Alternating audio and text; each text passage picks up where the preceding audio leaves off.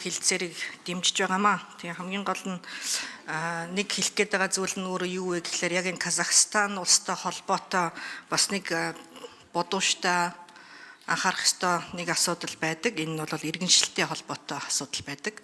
За энэхүү хэлэлцээр ер нь бол өмнө байгаагүй биш, өмнө нь бол байсан 1993 онд энэхүү хэлэлцээрийг анх одоо байгуулад явж байсан түүхтэй. Тэгээ 2014 онд энэхүү хэлэлцээрийг одоо цуцлах саналыг Казахстан улсын засгийн газраас ирж байсныг одоо хүлээн авч тухайн үед Монгол улсын засгийн газар энэхүү хэлэлцээрийг цуцлах шийдвэрийг гаргаж байсан. Монгол улсын харьяатаас 1994-өөс 2018 онд 61 мянган одоо иргэн Монгол улсын харьяатаас гарч явсан байдаг. Эргүүлээд Монгол улсын харьяалаас сэргээн тогтоолгосон нэг 2 орчим мянган иргэн байдгаа гэсэн юм том мэдээлэл байдаг.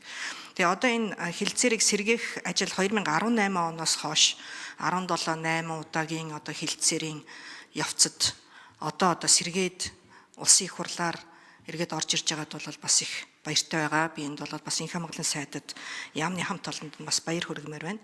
Тэгээ энэний ач холбогдол нь өөрөө юу юм бэ гэхээр аль улсынхаа одоо нутаг дэвсгэр дээр ажиллаад нийгмийн даатгалын шимтгэлээ төлж байгаа хүмүүс тухайн одоо улс орондоо иргэн нь биш ч гэсэн тэтгэврийг одоо тогтоолгох боломжтой. За эргээд одоо өөрийнхөө нутаг орон руугаа буцахад тухайн одоо ажилласан улсдаа тэтгэвэр тогтоолгож болно. 98 оноос хойш Казахстан улсад одоо хуримтлалын тогтолцоо үүссэн байгаа учраас тэр одоо ажилласан хэмжээндээ төлсөн шимтгэл нь эргүүлээд Монгол улс дахь одоо банкндаа одоо шууд шилжүүлэх ийм боломж одоо бас нээгдэх ийм давуу талтай ийм сайн хэлэлцээр байгаа юм аа. Тэгэхээр энийг бас хүмүүс анхаарч ач холбогдол нь их чухал юм аа гэдгийг нь олж хараасаа гэж хүсэж байна.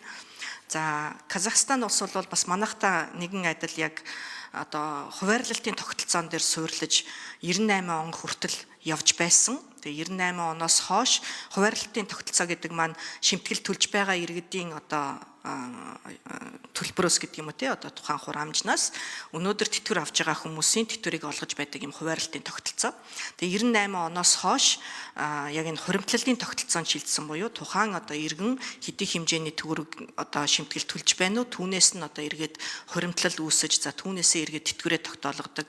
За хүссэн хүмүүс нь бас тэтгэврийн насанд хүрэхлээрээ тодорхой одоо татвараа төлөөд тэгээ бэлнээр одоо тухайн мөнгөө авч болдог гэх мэтчлэн одоо ийм харилцаа үүссэн явж байгаа юм аа. Тэгэхээр манай улсын хувьд яг хоёр улсын иргэдийн тэтгэврийг одоо зохицуулахаас гадна 1998 онд энэхүү шилжилтийг хэрхэн яаж одоо бүрэн хуримтлалын одоо энэ тогтолцоо руугаа шилжсэн бэ гэдгийг ч гэсэн одоо бас туршлага судлах ийм хэрэгцээ шаардлага байгаа болов уу гэж харж байгаа.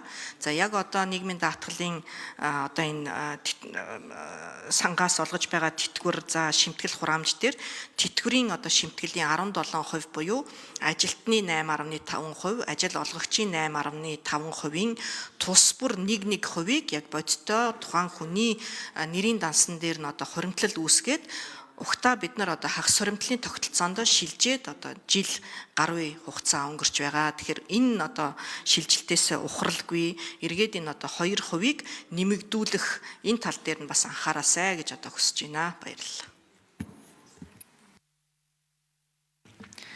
За ариун зай гишүүн санал хэллээ.